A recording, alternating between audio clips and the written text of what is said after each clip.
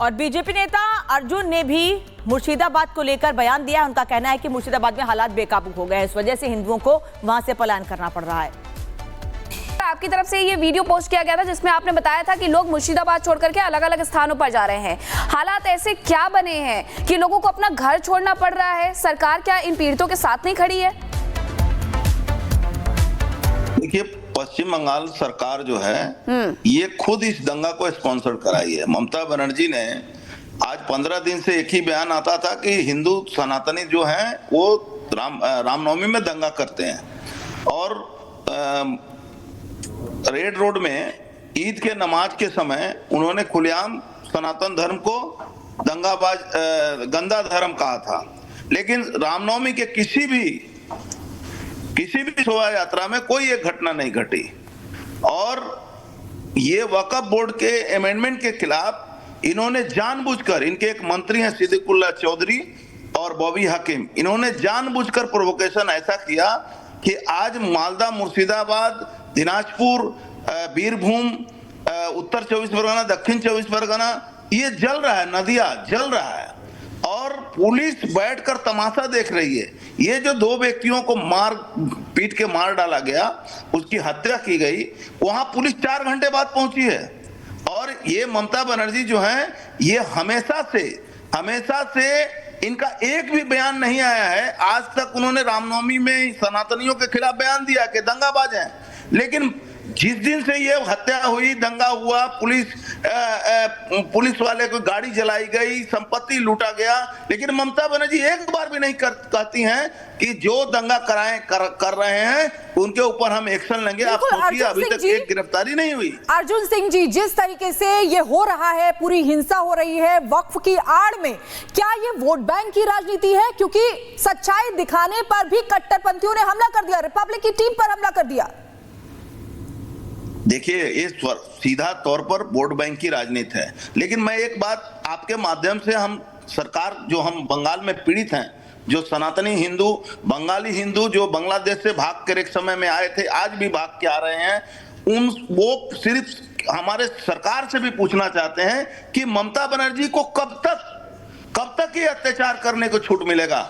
वक्फ के आड़ में सीएए के आड़ में, आपको पता होगा सीएए के समय में भी इसी मुर्शिदाबाद और मालदा में जिस तरह से हजारों करोड़ की रेलवे की संपत्ति जला दी गई, लूट ली गई, और आज भी वही काम हो रहा है। क्या कर रही है हमारी रेलवे, क्या कर रहा है आरपीएफ? क्यों नहीं इनको सुसाइड का ऑर्डर दिया जा रहा है? जी अर्जुन जी, लेकिन इन सब के बीच में आपने जैसे जिक्र भी किया, सीएए एनआरसी को लेकर के विरोध प्रदर्शन रहा, ममता बनर्जी ने तभी कहा था कि वो बंगाल में से लागू नहीं होने देंगी। इसके बाद जब संविधान ने ये तय कर दिया, संविधान ने पास कर दिया, कानून बन गया कि वक्फ कानून है, तो उन्होंने कह दिया मैं इसे नहीं मानती हूँ। लेकिन इन सब के बीच सिर्फ हिंदुओं को निशाना क्यों बनाया जाता है? उनकी दुकानों में लूटपाट क्यों की जाती है? उनके साथ मारपीट क्यों की जाती है? उन्हें क्यों अपना घर छोड़ करके बंगाल से भागना पड़ता है? ममता बनर्जी का वोट बैंक का राजनीति है कि 33% मुसलमानों का 100% वोट चाहिए। 100% वोट लेने के लिए वो हिंदुओं को बलि चढ़ा रही हैं और मुसलमानों को, और कुछ इनका बेनिफिशियरी वोट है और उसको लेकर ये शासन में रहना चाहती हैं। आज ममता बनर्जी जिस तरह से बयानबाजी कर रहे हैं, जिस तरह से पुलिस को इन्होंने और जो अपराधी हैं उनको खुला छूट देकर रखा है इन्होंने कि जो करना है कर लो, उसके बाद हम हैं। तो आज हमें बंगाल में हम अपने आप को असुरक्षित महसूस कर रहे हैं। सनातनियों को भागकर पलायन करना पड़ता है। महिलाओं का आप वक्तव्य सुने होंगे, जो मैंने वीडियो आपको ट्वीट के माध्यम से आपने देखा होगा, वीडियो को मैंने दिया है। तो ये स्थिति सिर्फ एक जगह की नहीं है, पूरे मालदा से, मुर्शिदाबाद से लेकर दिनाजपुर से लेकर पूरे उत्तर 24 परगना तक 9 जिला जो डेमोग्राफी को इन्होंने खत्म किया है और 9 जिला में सनातन हिंदू को टारगेट किया जा रहा है। अरे केंद्र सरकार अगर कोई कानून पास करती है तो उसको लागू करवाने के लिए हमारे अमित शाह जी खुलेआम बोले कि मुझे लगता है कि पश्चिम बंगाल में नहीं करेंगे। अर्जुन जी, मुझे लगता है कि पश्चिम बंगाल में 1905 में जो फूट डालो राज करो की नीति अंग्रेजों ने अपनाई थी, वही नीति पर ममता बनर्जी काम कर रही है। 1905 में बंटवारा होता है, उसके बाद 1947 में बंटवारा होता है। वो क्या चाहती है कि 2025 में एक बार फिर से बंट जाए हम? पश्चिम बंगाल क्या पाकिस्तान में शामिल हो जाए या बांग्लादेश में शामिल हो जाए?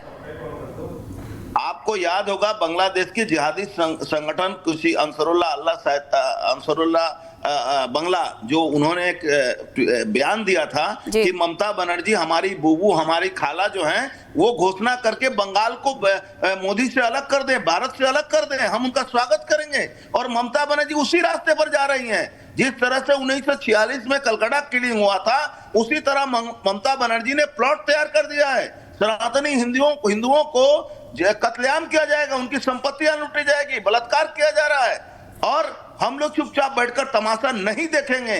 मैं तो ये बहुत बड़ी बात अर्जुन सिंह जी आप कर रहे हैं कि जो आप बोल रहे हैं सनातनी हिंदू हैं जी, आप जो बोल रहे हैं वो बहुत बड़ी बात है। और सरकार किसके साथ खड़ी है और सरकार क्या कर रही है, किस तरीके से कट्टरपंथियों के साथ खड़ी हुई है, ये पूरा देश देख रहा है। लेकिन अगर आपकी तरफ से आपका स्टैंड पूछा जाए तो अब आप आगे क्या करेंगे, क्योंकि देखिए हिंदुओं को ही पलायन करके वहां से जाना पड़ रहा है। देखिए, मैं तो कहूंगा कि सारे बंगाल के हिंदू, इनको भी कुछ करना चाहिए मुर्शिदाबाद में, मालदा में अपने हिंदू भाइयों को बचाने के लिए। अगर इस पर सरकार या आज देखिए कोर्ट को संज्ञान लेना पड़ा, अगर ये इनको नहीं थमता है तो मैं बोलता हूं, मैं सनातनी हिंदुओं के लिए बिहार और झारखंड के तमाम हिंदुओं का आह्वान करूंगा कि आपके बगल में है, आप चलें और हिंदुओं की रक्षा करें। मैं आपके साथ रहूंगा, मैं नेतृत्व दूंगा, क्योंकि हमारे हिंदू, सनातनी हिंदू इस तरह से कत्लेआम होंगे, हमारी माताएं बहनों का बलात्कार किया जाएगा।